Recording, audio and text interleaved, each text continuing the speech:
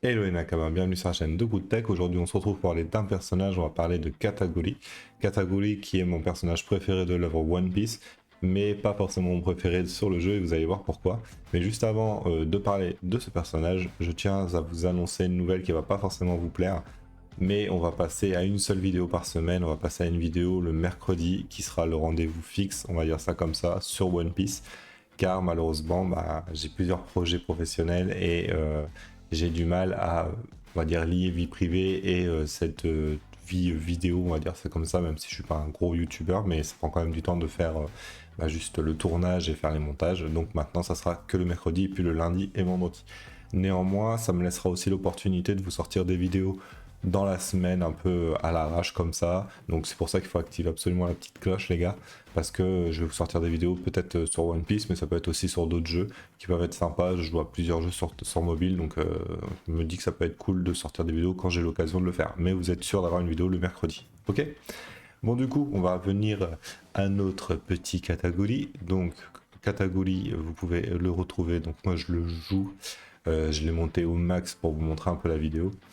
Du coup, Kataguri est un personnage de type assassin, donc qui logiquement est la classe la plus puissante où vous allez retrouver les personnages les plus forts du jeu.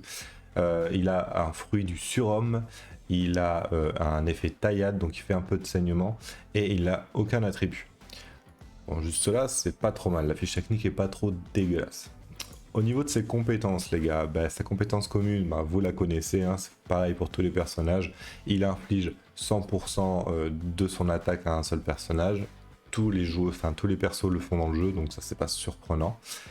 Au niveau de son spécial, du coup, son spécial c'est inflige des dégâts égaux à 368% de l'attaque à une ligne ennemie.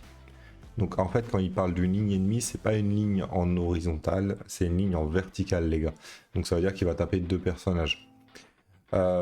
Et inflige saignement aux cibles, donc c'est ce que je vous disais tout à l'heure, donc il inflige des saignements. On est d'accord que le saignement n'est pas forcément le malus le plus apprécié dans le jeu. On va préférer mettre de la brûlure, on va préférer mettre de la stupeur ou un truc comme ça, ou du poison.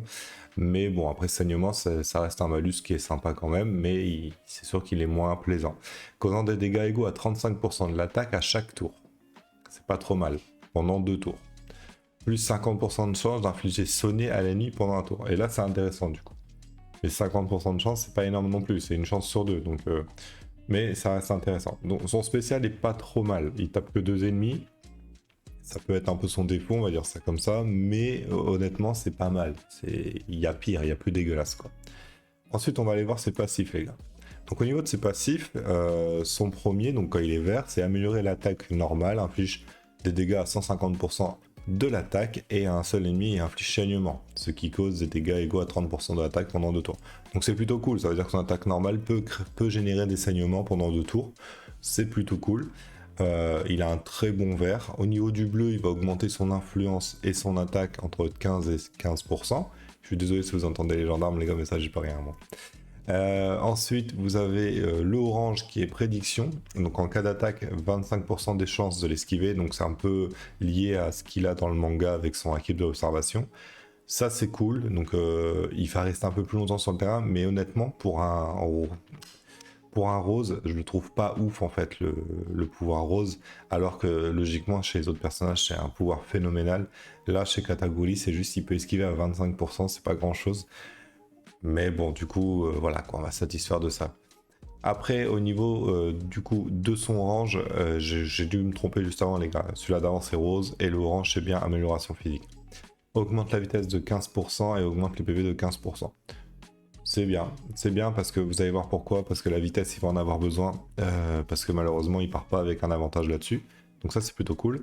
Et son pouvoir rouge, lors d'une attaque, réduit la vitesse de la cible de 10% et sa parade de 15%. Dure 2 tours, cumulable 3 fois. C'est fort, mais ça aurait été fort pour un pouvoir rose en fait. Pour un pouvoir rouge, honnêtement, c'est pas ouf. C'est pas ouf, on va pas se mentir. Réduire la vitesse de l'ennemi, c'est balèze, on va pas se mentir. En fait, vous aurez dû relier le rouge au rose, et là, il aurait été correct. Et en rouge, ils auraient dû mettre un pouvoir de malade, quoi. Un truc où il englobe toute l'équipe, ou je sais pas, un truc comme il fait Kata. Enfin, le personnage est ouf et malheureusement il est un petit peu, on va dire, boycotté comme ça dans le jeu. Mais bon voilà, bon, il va réduire donc la vitesse de la cible de 10% et ça part de 15%. C'est bien, sachant que la vitesse c'est hyper important à arriver à un certain niveau. À arriver à un niveau où vous allez avoir quasiment toutes les équipes qui vont se ressembler ou qui vont être à équivalence, la vitesse va faire la diff. Donc du coup, ça peut être sympa. Ça peut être sympa, mais honnêtement, c'est pas ouf. Les passifs de catégorie ne sont pas ouf du tout. Au niveau de son skin, alors, la catégorie en a 4. Il en a un rose qui est pour des PV, il en a un orange pour l'attaque et il a le rouge qui augmente l'attaque et la défense. Au niveau de ses boosts, moi je l'ai mis comme ça les gars, je l'ai mis en contre-attaque, en prospective je crois, en réprimé, en concentration et en mortel. Je suis pas sûr que ce soit les meilleurs, je vais pas vous mentir. Au niveau des gemmes, je l'ai mis full attaque défense au niveau des 4 gemmes de fin et les deux premières j'ai mis PV attaque. On est sur un assassin, le but c'est qu'il fasse vraiment des dégâts. Il est en ligne arrière. Ça fait le taf, ça fait le taf, il faut voir. Pardon. En rune, du coup, en rune, les gars, ce que j'ai mis là, je ne vous le conseille pas. Moi, ce que je vous conseille vraiment sur catégorie, bon, c'est les 2 Y hein, qui vont donner de l'attaque en plus. C'est obligatoire. C'est vraiment, si vous n'avez pas ça, vous allez galérer. Et là, après, moi, j'ai mis du P. Donc, le P, c'est augmentation des dégâts de 40% à des ennemis qui ont plus de 70% de vie. C'est pas à mettre en fait. Moi j'ai mis ça parce que j'avais que ça, parce que les autres sont sur les autres personnages. Là actuellement dans l'état des choses sur le personnage, je vous conseille de mettre, si vous voulez jouer catégorie, le W qui est ici. Il faut lui mettre sa agilité excellente, ce qui lui augmente sa vitesse de 25%. Et vous allez comprendre pourquoi la vitesse est importante sur catégorie. Parce que bah, malheureusement il paraît qu'un sacré malus par rapport aux autres personnages sur ça. Après, s'il règle le problème, je vous conseillerais de mettre un truc du style, voilà, qui lui donne des tours en plus. Donc un évasion héroïque en full avec les Y. Donc ça ferait attaquer plusieurs fois d'attaquer. Ça lui permettrait d'activer son pouvoir de baisser la vitesse de l'ennemi. Donc ce serait plutôt cool. Mais là, actuellement, je vous conseille vraiment de lui rajouter de la vitesse. Du coup, pourquoi je vous demande de rajouter de la vitesse à ce personnage? Tout simplement parce qu'on va aller voir les liens. Donc les liens de catégorie sont Big Mom, donc pour son PV, pour sa vie. Donc ça c'est plutôt difficile parce que Big Mom reste un SSS, mais c'est faisable les gars. Après, au niveau de l'attaque, bah, c'est du Luffy, donc ça c'est plutôt donné, c'est cool parce que vraiment l'attaque c'est ce qui est le plus important sur le personnage et en tant qu'assassin. C'est l'attaque et la vitesse pour un assassin, et Luffy, comme il est gratuit entre parenthèses les gars, bah, ça vous permet de monter l'attaque de catégorie à fond sans vous fouler. Et c'est là qu'on va arriver sur le hic. Les gars, pour remonter sa défense, il faut le commandant dessert. Donc il faut Smoothie, mais Smoothie, malheureusement, elle n'est pas dans le jeu. Donc vous pouvez la retrouver dans l'histoire, vous pouvez la retrouver apparente dans certains événements, des trucs comme ça, mais même pas des événements. Quand je parle d'événements, je parle style vous allez en miroir, vous allez pouvoir tomber dessus. Mais voilà, elle n'est pas dans le jeu. Donc du coup c'est très compliqué pour pouvoir monter la défense de catégorie. Donc il part déjà avec un malus par rapport à certains personnages. Et pour la vitesse c'est exactement pareil. C'est pour ça que je dis qu'il faut améliorer sa vitesse. C'est Crackers. Crackers qui n'est pas dans le jeu, qui est l'un de mes personnages que j'apprécie aussi le plus dans l'œuvre. J'adore son fouet du démon, là, de faire des biscuits et tout, je trouve ça génial. Mais voilà, il n'est pas dans le jeu et du coup il faut monter la vitesse de catégorie, il faut l'avoir. Alors, bonne nouvelle ou pas, je sais pas les gars. Moi j'ai discuté avec les gens qui font le jeu et je leur ai demandé quand est-ce qu'ils allaient arriver. Et ils m'ont dit qu'ils arriveraient dans 2 mises à jour, sachant qu'il y a déjà eu une mise à jour qui est arrivée. Donc j'attends la deuxième. Logiquement, il devrait arriver là dans la prochaine. Maintenant, on va voir. On va voir parce qu'il faut pas oublier que One Piece Bloody Treasure ou Sony Voyage sur iPhone, les gars, c'est pas un jeu officiel. C'est pas un jeu officiel. Du coup, rien n'est sûr. C'est pas parce que tu mets des sous dedans que le jeu va pas disparaître du jour au lendemain. Donc il faut faire attention à ça, les gars. Mais voilà, logiquement, il devrait arriver dans la prochaine mise à jour. Je croise les doigts vraiment parce que moi je le joue catégorie, même s'il est pas ouf. Hein. Les gars, vraiment en tant qu'assassin, les passifs font la diff en fait. Et Kata, il est pas dingue au niveau de ses passifs. Bon, du coup, on va aller le tester, mais pour aller le tester, ce qu'on va faire, c'est que je vais lui donner peut-être une armure un peu plus badass, histoire de le voir un peu plus sur le terrain. Donc on va lui mettre juste celle de Mihawk, et Mihawk on va lui mettre celle de Kata. Alors on y va. Est-ce qu'on va... Bah regardez les gars, en plus c'est l'événement, on pourra les regarder juste après. On va aller test du coup sur le clan. Sur le clan, on pourrait tester avec qui? Avec Beto, tiens, 39 millions, il y a moyen qu'il me tape, hein. Il y a moyen qu'il me tape en plus. Donc du coup, donc là on a le pouvoir de Barbe Noire. Bien sûr, moi j'ai enlevé Hancock pour jouer Kata. Hancock sur mon serveur n'est pas forcément utile, hein. Donc si vous avez des interrogations par rapport à ça, il n'y a pas beaucoup de gens qui réutilisent Ace et tout ça, donc je suis plutôt cool. Donc la catégorie va taper, donc là vous avez vu, il lui met du coup le malus au niveau de sa vitesse et il lui met saignement. Donc ça c'est plutôt cool sur son attaque normale. Là il a eu son ulti, j'espère qu'on va pouvoir le voir. Parce qu'il y a Kizaru qui a son ulti aussi de son côté. Ou non. Eh bah ouais, c'est ça le problème. Hein. C'est ça le problème, les gars. C'est pas assez solide. Le personnage, j'ai pas l'occasion de tout se monter. Donc là, il va me taper, il va me tuer. Tout simplement parce que je les ai mal placés aussi, les persos. Qu'est-ce qu'on peut faire? On peut réessayer, mais il faudra que je place le personnage mieux. Bah écoutez, ce qu'on va faire, on va faire directement du PVP. Pas forcément en arène. On va aller plutôt en classement. Et du coup, on va rafraîchir. Il va y avoir quelqu'un qui. Voilà, on a un petit 25 millions là. Mais je vous dis, hein, il y a moyen qui me tape aussi. Hein. Il y a moyen qui me tape. Vous savez, à mon niveau, un 25 millions peut taper un 40 millions. Un 40 millions peut taper un 80. Enfin, c'est un peu n'importe quoi à ce niveau-là. J'ai pas mis catégorie dans l'équipe, les gars. Putain, non, putain. Bon, enfin, hop, je vais mettre catégorie ici. On va faire ça. On va le mettre derrière le kata. Et je vous conseille de mettre vos assassins derrière. Par contre, il y a tellement de personnages qui tapent derrière que ça devient compliqué à force. Mais bon. Du coup, on va avoir un peu le duel. Donc là, on a l'effet de la Hancock, on a l'effet des Barbes Noires qui s'active, l'effet de Magellan qui s'active. Le Sanji qui résiste. Ah non, mais c'est incroyable ça. C'est incroyable. Voilà, là, il m'a plié juste avec un hélice. C'est ce que je vous disais, hein, les gars. Hein. C'est incroyable. Hein. Comment je peux faire, moi, pour, pour essayer de pouvoir vous montrer ça. C'était le 25. Hein. Mais vous voyez, là, dans ce genre d'équipe, les gars, vous tuez son Riley, il est mort, quoi.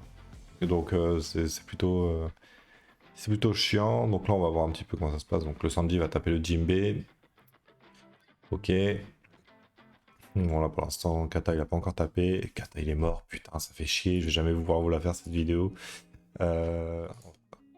Ouais, du coup, les gars, donc on va attaquer au niveau du clan. On va attaquer un petit bonhomme, histoire de vous montrer. J'ai mis Kataguri tout seul. Killer, je sais pas si on arrivera à le péter. Hein. On va essayer sur Killer, les gars.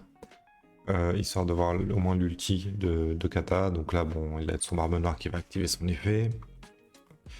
Il va taper mes persos, hein, ce qui est logique. C'est pour ça que Kata, le Barbe Noire est très très fort, hein, les gars, dans une équipe. Hein. Ça vous fait gagner un tour quand même. Ça, on revient pas dessus. Il y a une vidéo sur le personnage sur la chaîne, hein, donc n'hésitez pas à aller la voir. Donc là, ça va. Le Magellan prend pas mal de dégâts. Il va me permettre de pouvoir taper avec Kataguri. Si un jour je peux, parce que là, donc la catégorie, vous avez vu, là il tape, bon là il a one shot, mais en tapant, voilà, Magellan à one shot, est-ce que catégorie va pouvoir gérer les deux à 400? Je suis pas sûr. Donc là il a esquive, donc là c'est son pouvoir, là on a vu, c'est son pouvoir du coup rose qui s'active, donc il esquive l'attaque. Son opération d'esquive est activée. Ouais, c'est trop compliqué. Trop compliqué, il faudrait que je trouve quelqu'un d'un petit peu moins fort, histoire de pouvoir montrer peut-être lui à 10 millions. En fait, j'aimerais vous montrer l'ultime de Kataguri pour vous montrer un petit peu qu'il tape bien une ligne, mais qu'il tape pas la ligne comme on pourrait l'imaginer. Du coup, là, on a Eden qui tape donc le Magellan. Je pense que le Magellan va pouvoir ouais, faire facilement. Le Kata va taper. Donc là, il fait son taf de tank. Hein. Magellan, il n'y a pas de souci là-dessus.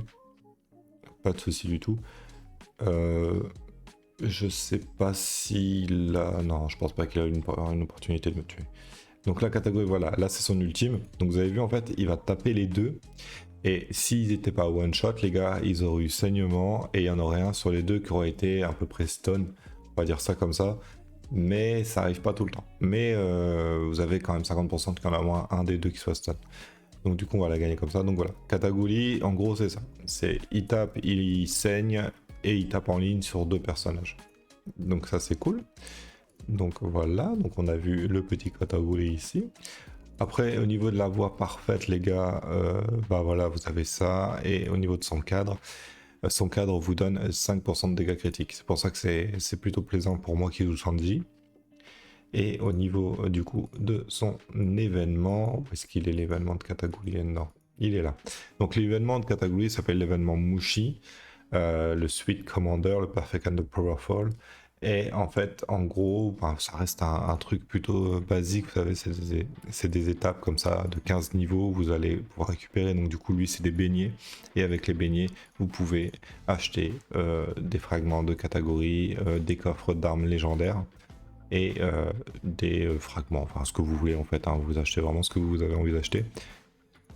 Est-ce que je conseille ce personnage? Pas forcément. Est-ce qu'il est fun à jouer? Oui.